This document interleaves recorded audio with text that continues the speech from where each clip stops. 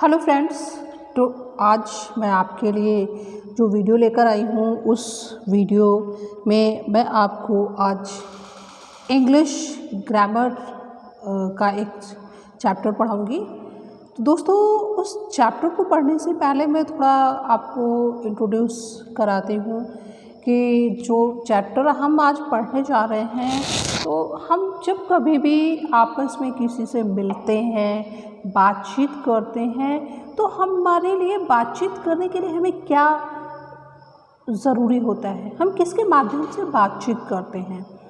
तो दोस्तों, उम्मीद है कि आपका गैस सही गया होगा कि हम लोग हिंदी में तो जब बातचीत करते तो कहते हैं कि भाई वाक्यों का प्रयोग हम कर रहे हैं और वाक्य के द्वारा हम अपने विचारों को अभिव्यक्त करते हैं।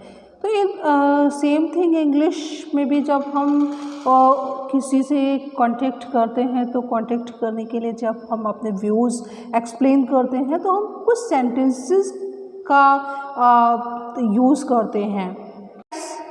आप देख रहे हैं कि आपके स्क्रीन पर एक बॉय है, वो रीडिंग कर रहा है। तो अगर वो रीडिंग तो कर रहा है, लेकिन अगर उसने क्या रीडिंग की है, किस टॉपिक से रिलेटेड उसने जानकारी ली है, अगर उसे किसी को बताना है तो वो उसे सेंटेंस में एक्सप्लेन करेगा। हाँ, तो फ्रेंड्स, मैं आज आपको जो टॉपिक पढ़ाने जा रही हूँ वो है सेंटेंस। व्हाट इज़ अब सबसे पहले बात तो ये आती है कि व्हाट इज़ अ सेंटेंस। दोस्तों, इस बात को तो बताने से पहले सबसे पहले तो वीडियो को लाइक करें, चैनल को सब्सक्राइब कर दें, और हाँ, आप मुझे इंस्टाग्राम पर भी फॉलो कर लें। मेरी इंस्टाग्राम आईडी है PRS_teaching_YT। तो आइए दोस्तों, अब बढ़ाते हैं आज के इस इम्पॉर्टेंट टॉपिक को। दोस्तों, ये टॉपिक किसी एक क्लास के लिए नहीं है, इवन ये क्लास 1 से लेकर क्लास 10th तक के स्टूडेंट्स के लिए बहुत ही इम्पोर्टेंट वीडियो है। सो फ्रेंड्स, आप इसको लास्ट तक ज़रूर देखें। चलिए फ्रेंड्स, बढ़ाते हैं आगे अपने टॉपिक को, और अब मैं आपको बताने जा रही हूँ कि जो मैंने क्वेश्चन अभी पूछा था, व्हाट इज़ अ सेंटेंस। तो देखिए, आपकी स्क्रीन पर सेंटेंस की डेफिनेशन प्रेजेंट है। A sentence is a group of words which makes complete sense। अब देखिए, मैंने यहाँ पर कुछ वर्ड्स को हाईलाइट किया, जैसे ग्रुप ऑफ वर्ड्स और कंप्लीट सेंस। ये दो जो वर्ड्स हैं, ये सेंटेंस को समझने के लिए बहुत ही इम्पॉर्टेंट हैं। तो अब मैं आपको ये बताऊंगी कि कैसे सेंटेंस फॉर्म होता है, कैसे सेंटेंस बनता है। आगे बढ़ते हैं। अब मैं आपको दोस्तों बताने जा रही हूँ कि सेंटेंस, आप लोग वो जानते होंगे कि जो हमारे इंग्लिश के अल्फ़ाबेट्स हैं, उसमें 26 अल्फ़ाबेट हैं। तो उन 26 अल्फ़ाबेट्स में जैसे हम एग्जाम्पल के लिए ले AGLO, तो अब ये केवल अल्फ़ाबेट्स हैं, इनसे हम अपने व्यूज़ तो एक्सप्लेन नहीं कर सकते। तो इनके लिए A to Z कोई भी हम ले सकते हैं अल्फ़ाबेट को, बट जब हमें व्यूज़ अपने किसी के सामने एक्सप्लेन कर दें तो हमें कुछ वर्ड्स चाहिए। तो ये जो अल्फ़ाबेट है, अल्फ़ाबेट का ग्रुप, उससे एक वर्ड बनता है, और वर्ड्स का जो ग्रुप होता है वो इस सेंटेंस बनता है। तो अब आप समझ गए होंगे कि सेंटेंस कैसे बनता है। अब दोस्तों, अब मैं आपको बताने जा रही हूँ कि एक सेंटेंस में कौन कौन से फीचर्स होते हैं, फीचर्स ऑफ ए सेंटेंस, यानी कैसे एक सेंटेंस एक सेंसफुल सेंटेंस बनता है। अभी मैंने आपको डेफिनेशन में बताया था कि सेंस कंप्लीट सेंस देता है। तो सेंटेंस जो ऐसा होना चाहिए वो एक सेंस दे, यानी उस सेंटेंस के द्वारा क्या जानकारी दी जा रही है ये बिल्कुल क्लियर होना चाहिए। जैसे आप लोगों ने देखा होगा कि कभी हम लोग जंबल वर्ड्स को यूज़ कर ले, जैसे is, going, car, me, my friends. तो ये इसका कोई सेंस है, कुछ भी हमें समझ नहीं आ रही है, कुछ वर्ड्स ही दिखाई दे रहे हैं, बट ये किसी भी सेंसफुल सेंटेंस को फॉर्म नहीं कर सकते।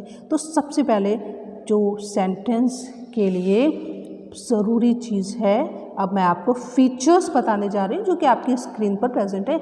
सबसे पहला है a sentence makes complete sense.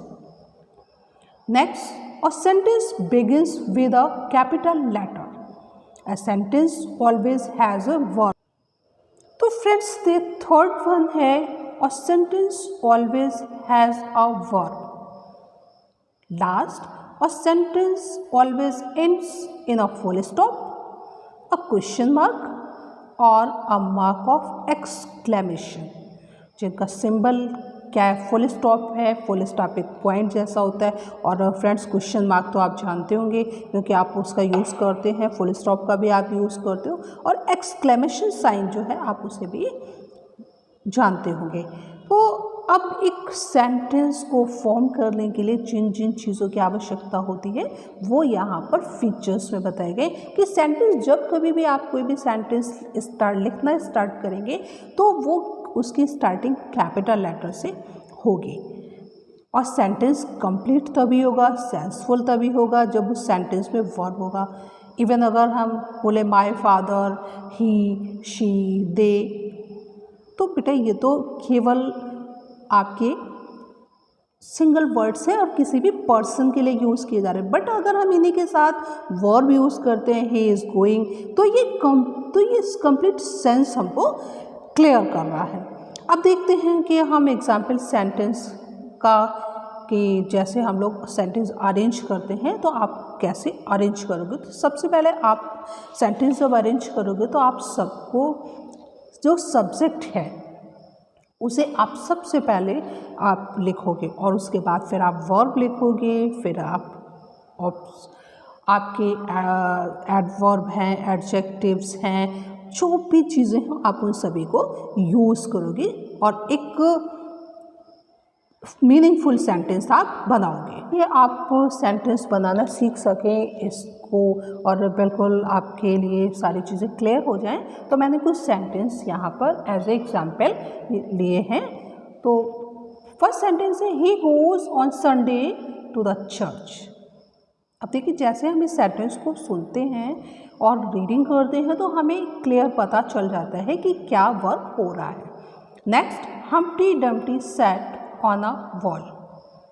Last one, at length the mayor broke silence. तो फ्रेंड्स आप देख रहे होंगे कि इन सभी सेंटेंस से हमें क्लियर व्यू मिल रहा है, क्लियर इंफॉर्मेशन मिल रही है और ये किसी भी सेंटेंस को बनाने के लिए बहुत ही इम्पोर्टेंट है. तो फ्रेंड्स आप इन सब बातों को ध्यान रखिए और अब चलिए अब हम आगे बढ़ते हैं. वीडियो को देखना मत रोकिएगा क्योंकि जब तक आप लास्ट तक इस वीडियो को नहीं देखोगे तब तक आपको कंप्लीट इन्फॉर्मेशन इस टॉपिक से रिलेटेड नहीं मिल पाएगी. तो चलिए फ्रेंड्स आगे बढ़ते हैं. तो फ्रेंड्स अभी तक हम जान चुके हैं कि एक सेंटेंस कैसे हमको बनाना चाहिए, किसका हम यूज़ पहले करें, किस वर्ड का यूज़ हम बाद में करें. लेकिन अब हमें ये जानना भी बहुत ज़रूरी है कि एक सेंटेंस में कितने पार्ट्स होते हैं. तो so friends a sentence consist of 2 parts. First subject and number 2 predicate. तो अब चलते हैं. सबसे पहले तो हम ये आपको बताएंगे कि सब्जेक्ट क्या है. सब्जेक्ट, द पर्सन और thing we speak about is known as the subject. Means हम जिस किसी पर्सन के बारे में या थिंग के बारे में जो कुछ भी बोलते हैं उसके बारे में वो सब्जेक्ट कहा जाता है. इसको आप हिंदी में अगर समझना चाहते हो तो जिसे हम कर्ता यानी जो काम करने वाला है उसको हम सब्जेक्ट समझते हैं. अब सब्जेक्ट को क्लियर करने के बाद मैं आपको ये और बताने जा रही हूँ कि सब्जेक्ट के कौन कौन से फीचर्स हैं. तो देखिए अब सब्जेक्ट के जो फीचर्स है वो उनमें सबसे पहला फीचर ये है, subject is mostly a noun और pronoun. Second, the subject may be used with और without other words. I think आप लोगों को क्लियर होगा कि जो सब्जेक्ट होता है वो नाउन भी हो सकता है, प्रोनाउन भी हो सकता है। जैसे नाउन है, किसी का नेम हो सकता है, कोई प्लेस हो सकता है। प्रोनाउन है, प्रोनाउन जो वर्ड्स नाउन के प्लेस पे यूज़ होते हैं उन्हें हम प्रोनाउन कहते हैं। जैसे आई, माई, मी, दे, यू, वी। और जैसे आपका है कबीर, रवि, सीता, तो ये आपका सब्जेक्ट हो गया। Subject may B use with और विदाउट अदर वर्ड्स। तो कभी कभी सब्जेक्ट के साथ में कुछ और वर्ड्स भी होते हैं और कभी कभी ये बिना वर्ड्स के भी, बिना मतलब सिंगल वर्ड में ही यूज़ होता है। तो आइए कुछ एग्जाम्पल्स मैं आपको बताती हूँ जिनसे आपको क्लियर हो जाएगा कि आप सब्जेक्ट को कैसे पहचानोगे। पहला एग्जाम्पल है the sun rises in the east. अब आप यहाँ पर देखिए कि ये जो सन है, सन के साथ में द वर्ड का यूज़ किया गया है और द सन ये आपका जिसे मैंने हाईलाइट किया है ये सब्जेक्ट है। सेकंड है how lovely your dress is. यहाँ पर योर ड्रेस ये सब्जेक्ट है, इसे मैंने हाईलाइट किया है। नेक्स्ट है out come the spider from its Dane.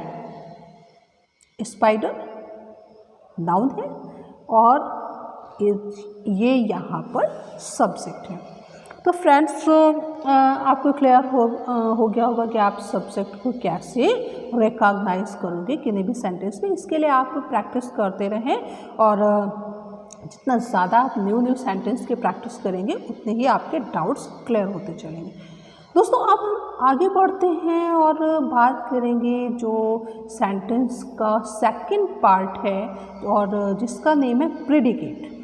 तो अब प्रेडिकेट के विषय में हम लोग जानते हैं the part of the sentence which says something about the subject is known as the predicate.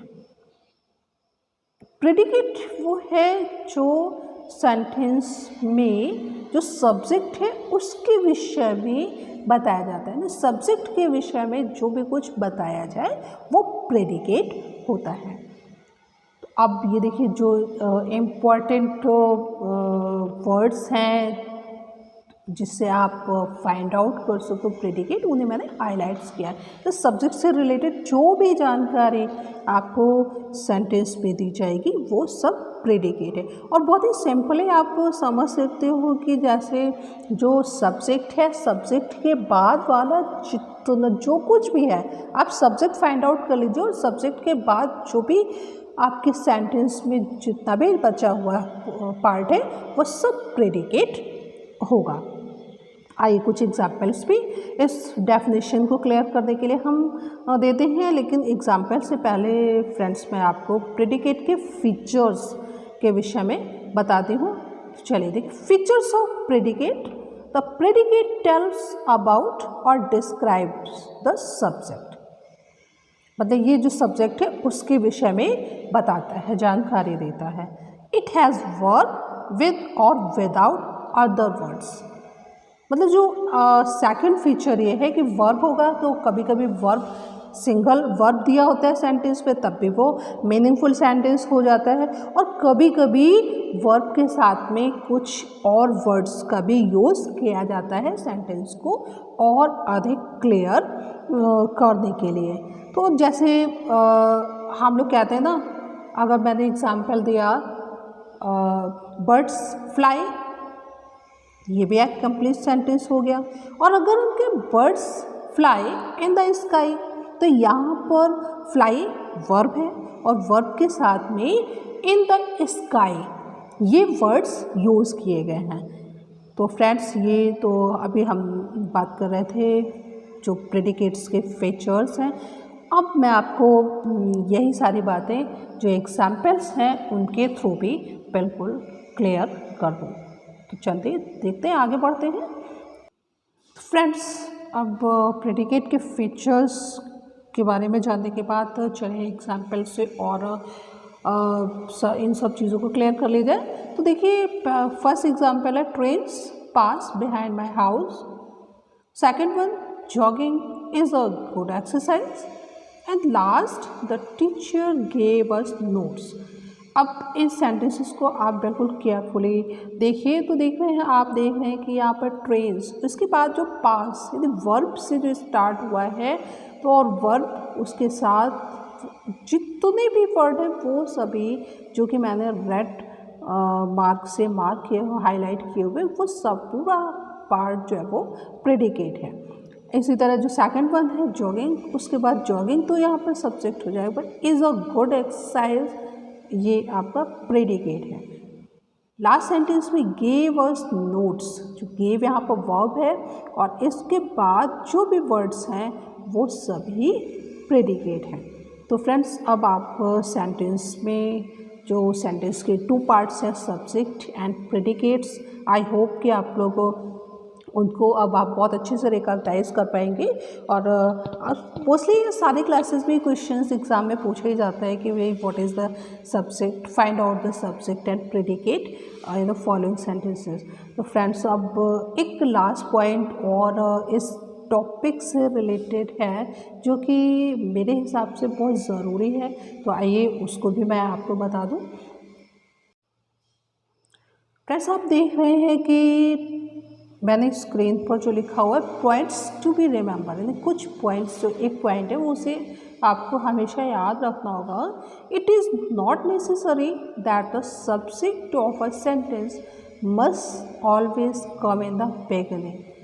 मैंने आपको देखिए पहले ये बताया था कि जो सेंटेंस हम स्टार्ट करते हैं लिखना, तो सबसे पहले सब्जेक्ट लिखते हैं, या जब कभी भी बोलते हैं तो सबसे पहले हम सब्जेक्ट का ही यूज़ करते हैं। लेकिन ये बेटा ज़रूरी, फ्रेंड्स, ज़रूरी नहीं है। कभी कभी कुछ सेंटेंसेस ऐसे हम यूज़ करते हैं कि जिनमें जो सब्जेक्ट है वो मिडिल पे होता है। तो आइए इस चीज़ को हम आपको एग्जाम्पल से क्लियर कर दूँ।